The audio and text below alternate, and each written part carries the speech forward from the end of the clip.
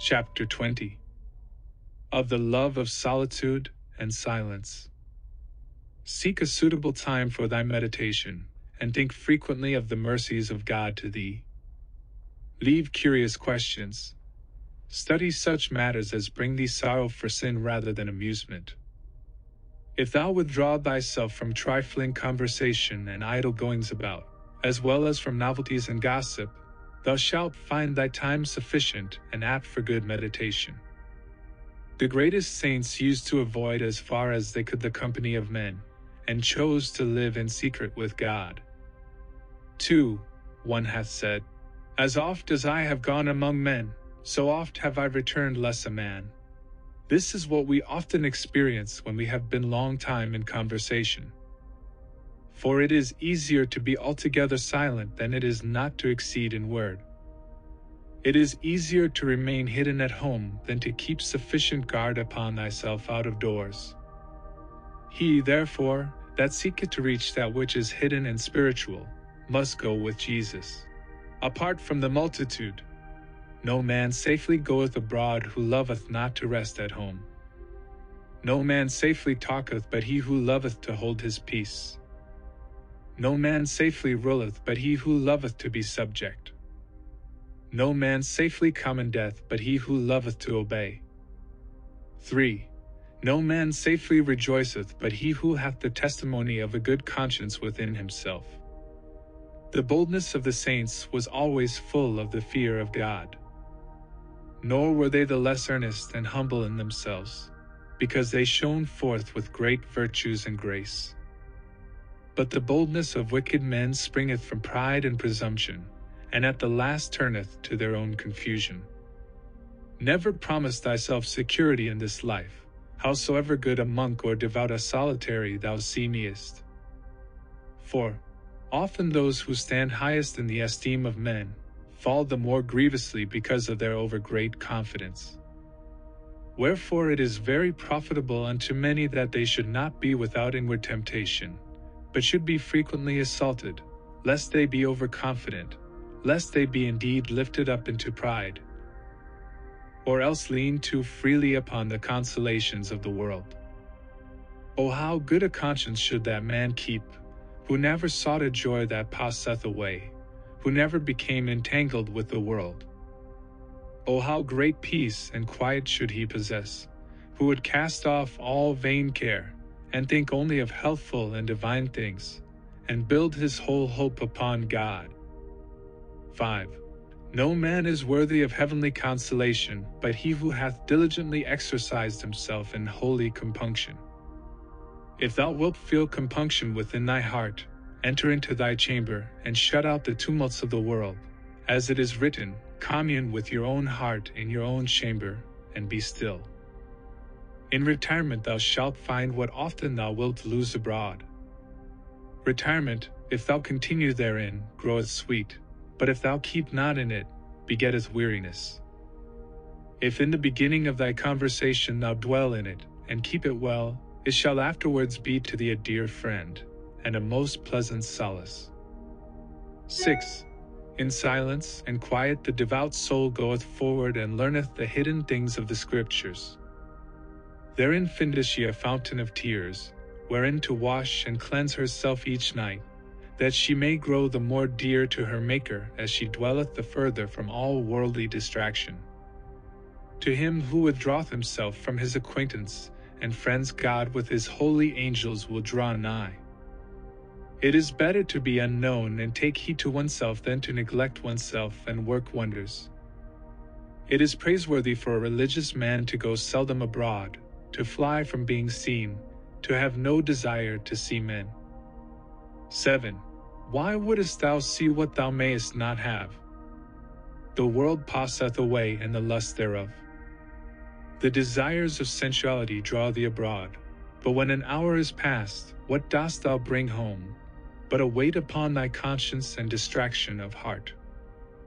A merry going forth bringeth often a sorrowful return, and a merry evening mocketh a sad morning? So doth all carnal joy begin pleasantly, but in the end it gnaweth away and destroyeth. What canst thou see abroad which thou sayest not at home? Behold the heaven and the earth and the elements, for out of these are all things made. 8.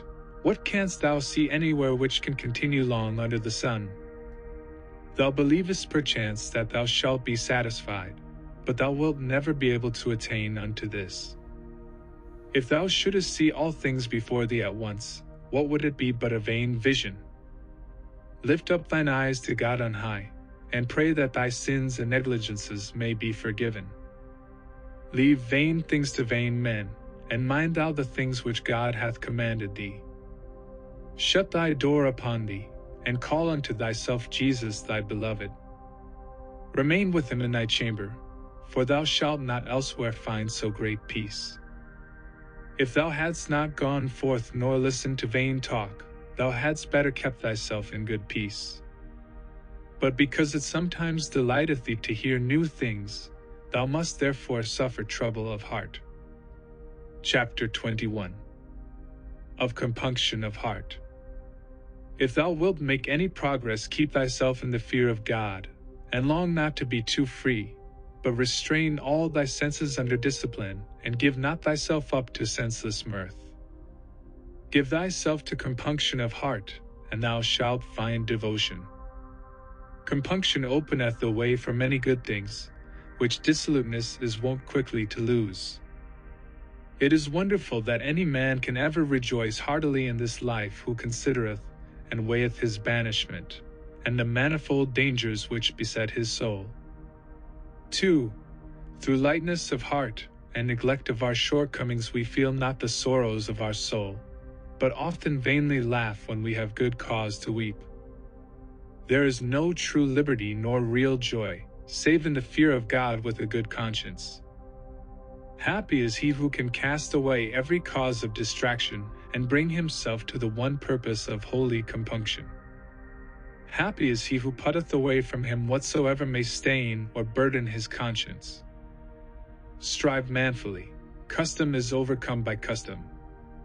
If thou knowest how to let men alone, they will gladly let thee alone to do thine own works. 3. Busy not thyself with the affairs of others, nor entangle thyself with the business of great men. Keep always thine eye upon thyself first of all, and give advice to thyself specially before all thy dearest friends. If thou hast not the favor of men, be not thereby cast down, but let thy concern be that thou holdest not thyself so well and circumspectly, as becometh a servant of God and a devout monk. It is often better and safer for a man not to have many comforts in this life, especially those which concern the flesh. But that we lack divine comforts or feel them rarely is to our own blame, because we seek not compunction of heart, nor utterly cast away those comforts which are vain and worldly. 4. Know thyself to be unworthy of divine consolation, and worthy rather of much tribulation. When a man hath perfect compunction, then all the world is burdensome and bitter to him. A good man will find sufficient cause for mourning and weeping. For whether he considereth himself, or pondereth concerning his neighbor, he knoweth that no man liveth here without tribulation, and the more thoroughly he considereth himself, the more thoroughly he grieveth. Grounds for just grief and inward compunction there are in our sins and vices, wherein we lie so entangled that we are but seldom able to contemplate heavenly things. 5. If thou thoughtest upon thy death more often than how long thy life should be, thou wouldest doubtless strive more earnestly to improve.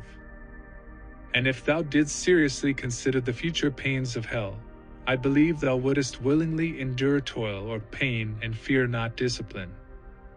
But because these things reach not the heart, and we still love pleasant things, therefore we remain cold and miserably indifferent. 6. Oftentimes it is from poverty of spirit that the wretched body is so easily led to complain. Pray therefore humbly unto the Lord that he will give thee the spirit of compunction, and say in the language of the prophet, Feed me, O Lord, with bread of tears, and give me plenteousness of tears to drink.